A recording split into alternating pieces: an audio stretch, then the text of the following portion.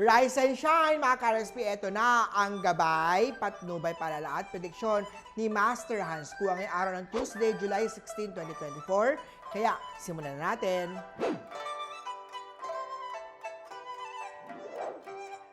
Para sa mga pinanganak ng Year of the Rat, huwag ilagay ang sarili in line with others dahil baka ikaw ay makompromise. Huwag na rin makisali sa workplace politics at mag-focus na lang sa mga trabaho at ginagawa mo. Violet at 9 ng swerte kay Year of the Rat.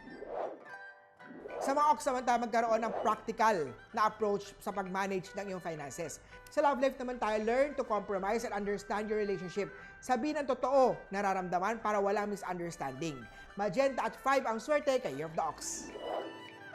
Tiger naman tayo, ang iyong wealth at success amulet ang magbibigay ng proteksyon sa iyo from bad energy sa workplace. Meron ding diagnosis ang iyong doktor na makakabulabog sa harmony ng kalusugan mo. Red at 8 ang swerte kay Year of the Tiger. Punta naman tayo kay Year of the Rabbit. Pwedeng maging malaking away ang isang maliit na bagay kung hindi iniwasan ang friction. Huwag mag-init ang ulo at bawasan ang masasakit na pananalita. Blue at 3 ang swerte kay Year of the Rabbit. Eto naman sa Year of the Dragon, may possibility na malaking sakit kung hindi mag-iingat o babawasan ang bisyo o unhealthy lifestyle. Siguraduhin din na pinag-aaralan mabuti ang mga planong at meron ka laging plan B. Green at 6 ang swerte kay Year of the Dragon. Sa mga Year of the Snake naman tayo, maganda ang dating ng luck energy. Sa mga freelancers naman, walang regular client, may tagtuyo sa income, kaya't lalong matutong dumiskarte. Yellow at 2 ang swerte kay Year of the Snake. Sa Year of the Horse samantala, alagaan ang sarili para hindi pabalik-balik ang sakit o karamdaman. Pink at 12 ang swerte kay Year of the Horse. Sa Year of the Goat naman tayo, magkaroon ng closer na pagsasama sa iyong mga work colleagues or sa mga tao na you don't usually spend a great deal of time. Sa business naman na huwag mangako sa mga bagay na hindi kaya i-deliver. White at 7 ang swerte kay Year of the Goat.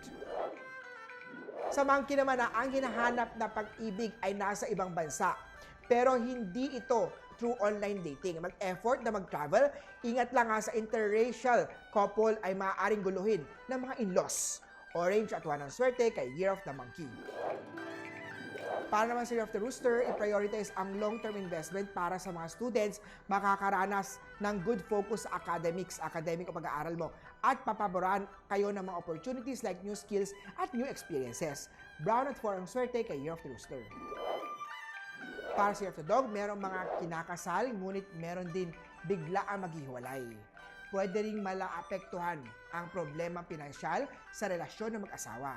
Maaari rin ikaw ay lumayo sa grupo to prove your loyalty or to someone special. Gold at 8 ang swerte kay Year of the Dog. Last, siyempre, abat lahat na sa mga Year of the Piggy. Have a balanced lifestyle. Huwag na huwag pabayaan ang sarili, both physical and mental. Ingat sa pera at may theft, scam, swindling at posibleng mangyari sa iyan. Silver at 3 ang swerte kay Year of the Piggy. Uli po, ito po yung mga gabay, patnubay, palala at prediksyon lamang ni Master Hans Kua. Nasa inyong mga kamay na salalay ang inyong tagumpay. Kaya always be positive at i-claim ang mga swerte, mga ka-RSP.